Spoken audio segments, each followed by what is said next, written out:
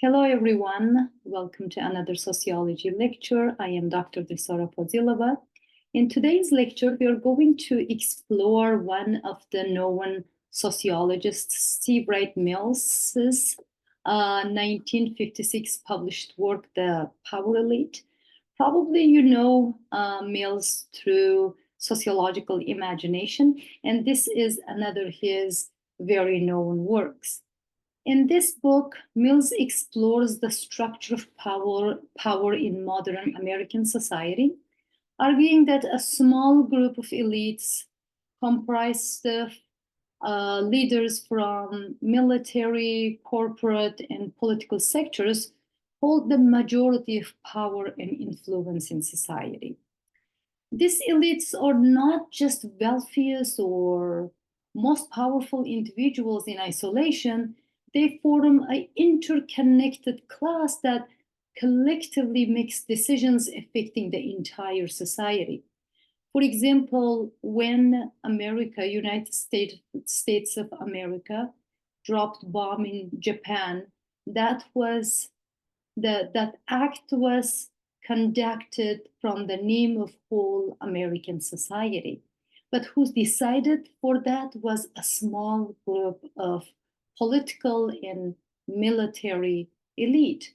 Or there can be some other wars, decision-making towards wars, when Russia started war towards Ukraine, for example, or when Israel started bombing Palestine, or such decision-making is usually done by this small elite with the name of whole society. This book is generally about this. Mills criticizes the notion that democracy works through widespread public participation. Instead, he argues that these elites dominate key institutions in society and makes very critical decisions without meaningful input from the masses. By the masses, we mean the whole society. This concentration of power, according to Mills, threatens the idea of democracy or democratic ideas and exacerbates social inequalities. So we're going to explore this in this lecture. Let me share my PowerPoint with you, and we will continue talking about it. So the Power Elite, Understanding the Structure of Power in Society by C. Wright Mills.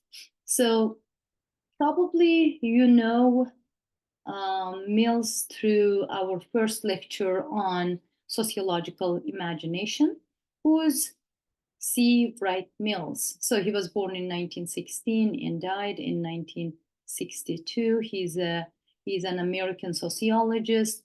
He is known for his works on social inequality and power structures, the sociological imagination, the Promise. His book called Promise is one of the very influential books he had written. Also, The Power Elite is another very famous books he wrote and published in 1956.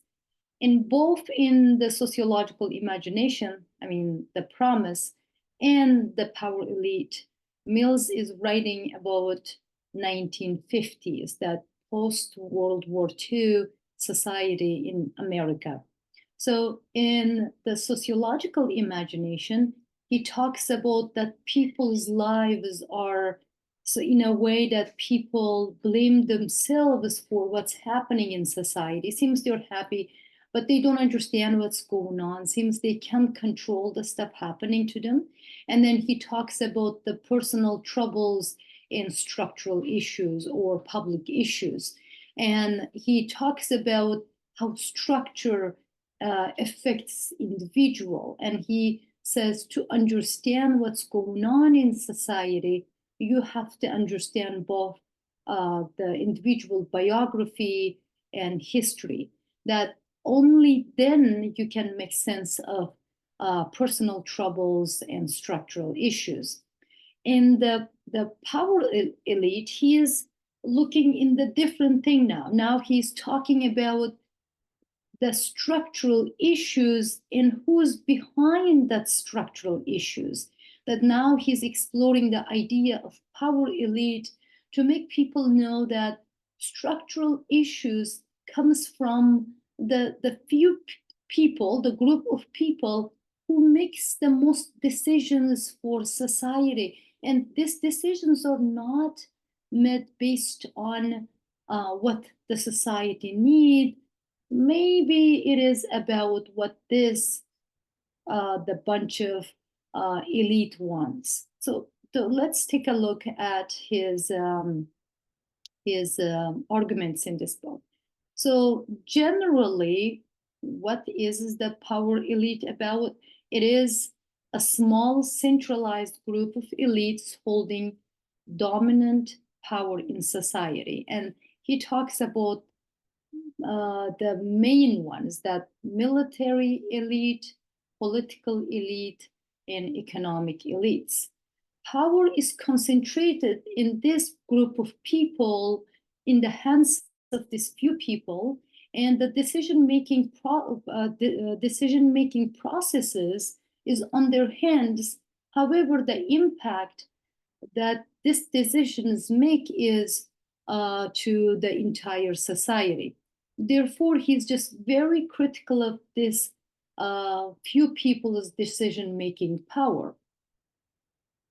So he talks about these three groups of people: the military elite, economic elite, and the corporate elite.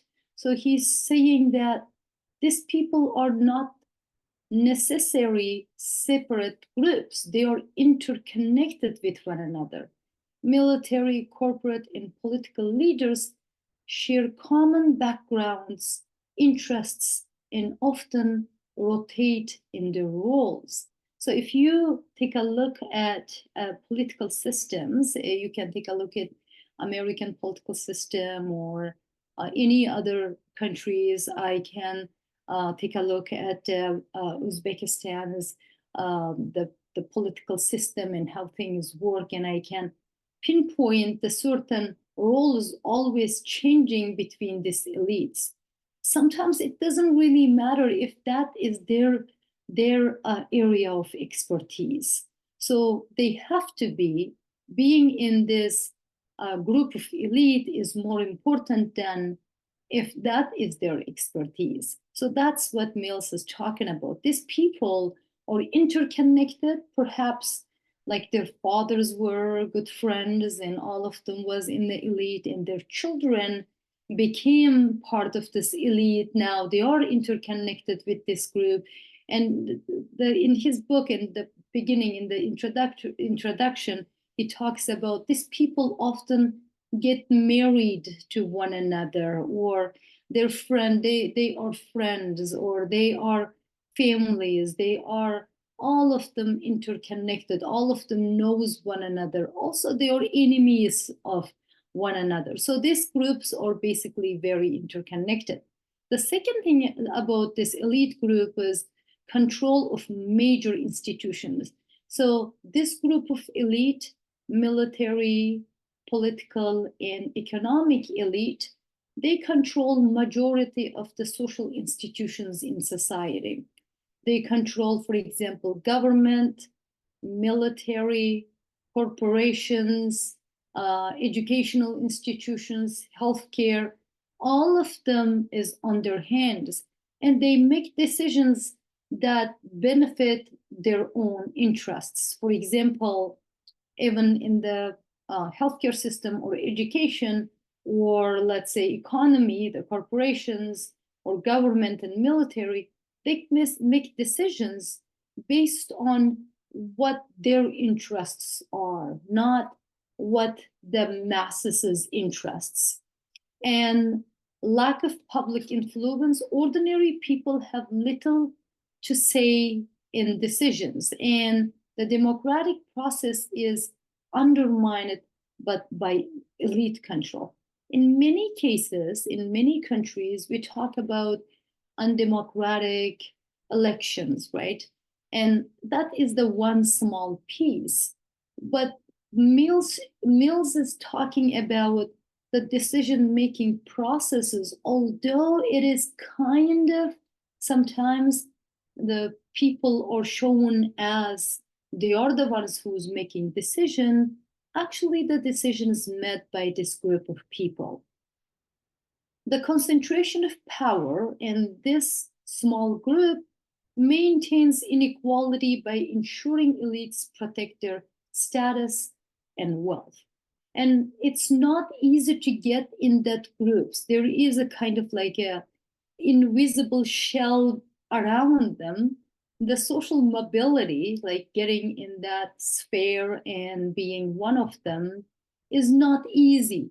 They will control this the political group, political realm, or the military or other institutions, and they keep their circle very tight. So not easy to enter to that circle. So this is the kind of elements of the power elite Mills is talking about. So now let's take a look at this three power elites, three groups of power elites the Mills is talking about. And first one is military. Influence of high-ranking military officials in political decision, especially related to national security.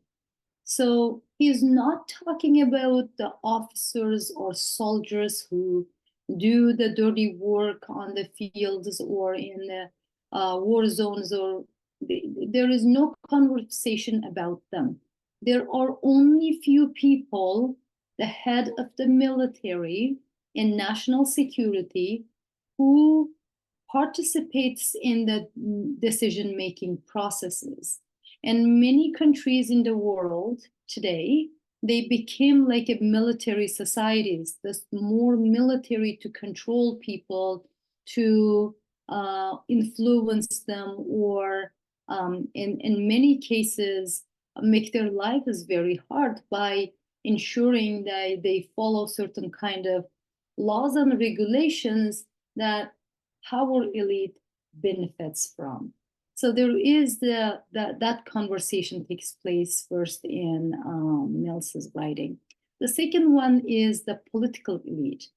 Politicians, especially those in the executive branches who work closely with corporate and military leaders, or the very influential people in society. So they participate in the decision-making processes of the government, and also they are closely related with corporations and the military.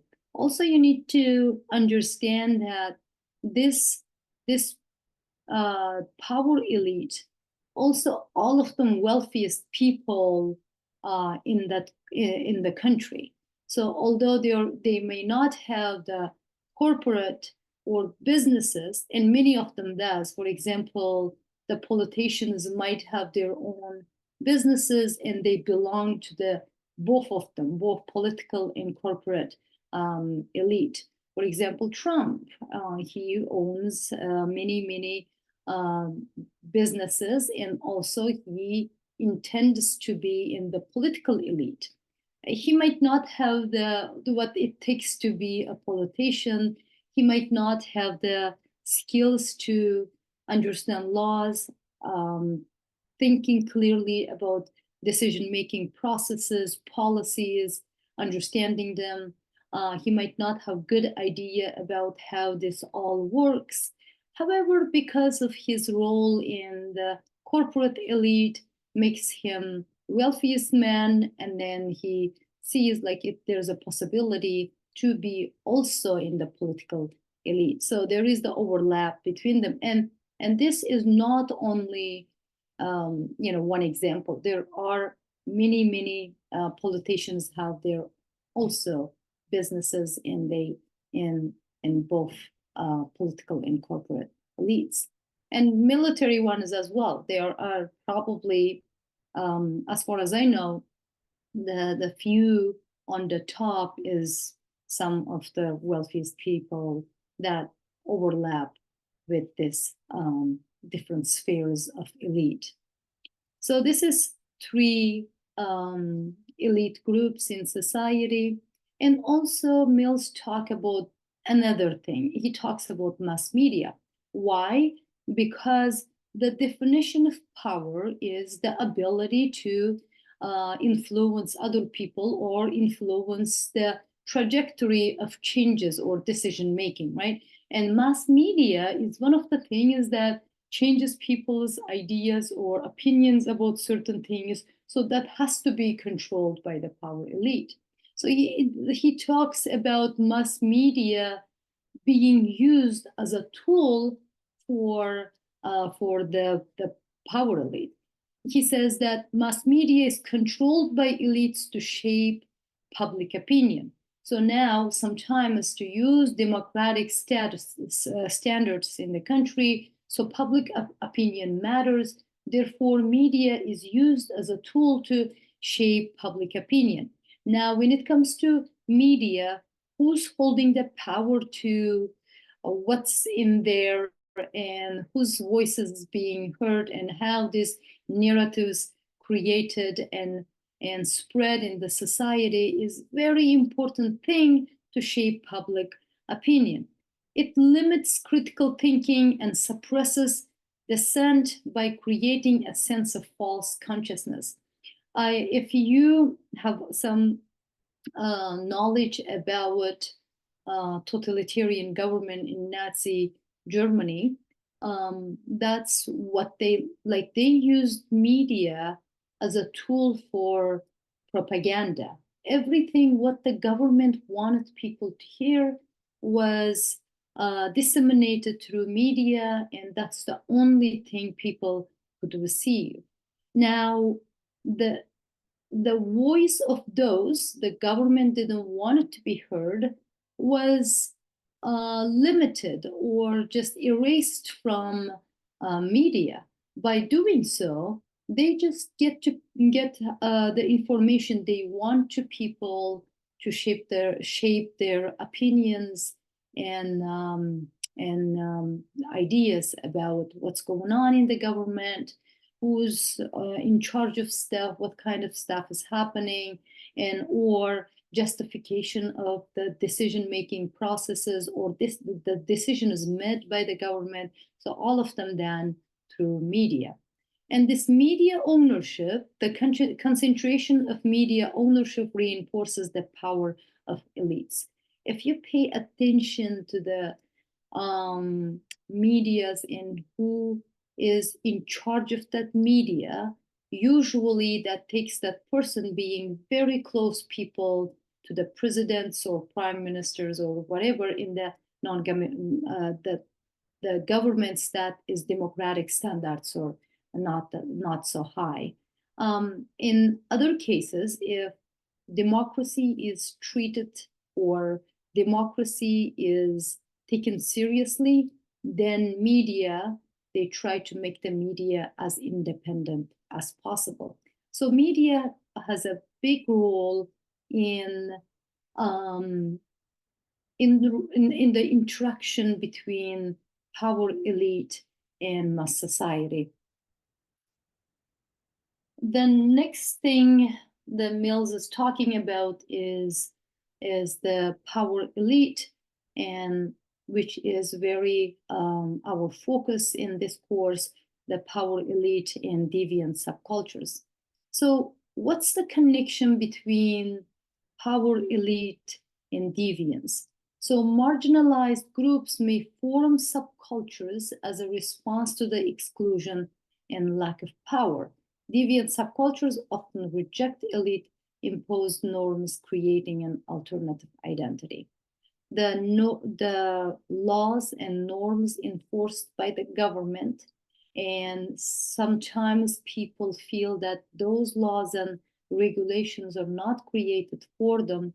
Therefore, they try to make their own subgroup, criminal groups, and fight that, this interconnected power elite, which is very hard to do because military is on their hands, and all this law enforcement is on their hands, and the wealth is on their hands, and politics is on their hands.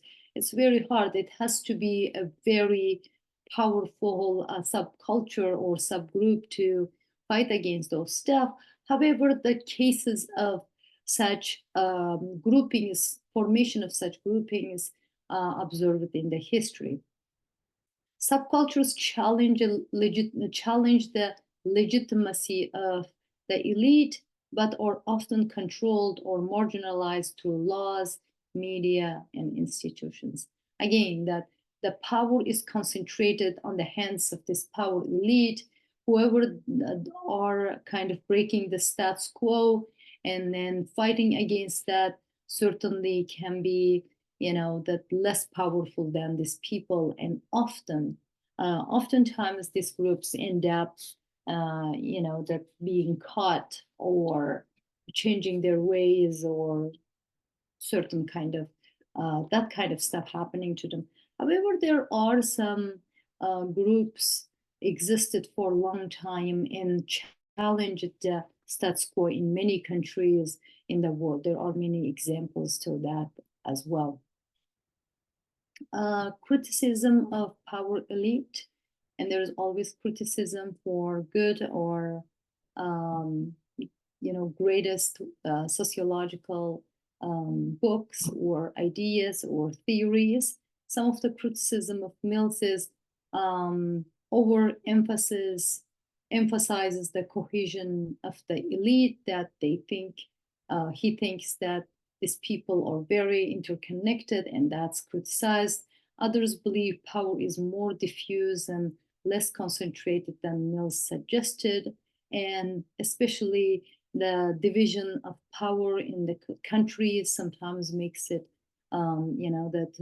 sometimes on the hands of different groups. For example, there are federal, the political elite, and then there is a provincial or city governments, the municipal ones. So the power is concentrated on the different hands. That arguments say also the decision-making processes and social processes are two different things. Sometimes a lot of stuff happens in the societal level that politicians or military people or corporate people cannot control that.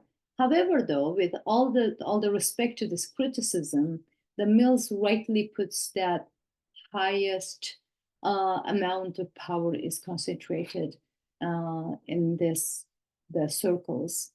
Many sociologists suggest or argue that the theory is still relevant in analyzing modern capitalism in our time, corporate power and inequality, and many people show the relevance of Mill's work through their own contemporary research and writings. So it's still very, very relevant. Contemporary examples of power elite. Today, with the globalization and everything, the concentration of power changed quite a bit. And that's what I wanted to talk about, the concentration of power in the globalized world a little bit. In today's world, big corporations like Google, Amazon, and the Apple, this corporation is holding a lot of power in society. And this power is perhaps a little bit different than what Mills was talking about in the government system, military, corporation, and political elite, power elite. Now, these corporations control society on their own through the technologies they have and the power of what they can do through these technologies. So, for example, lately we are talking about how this corporations.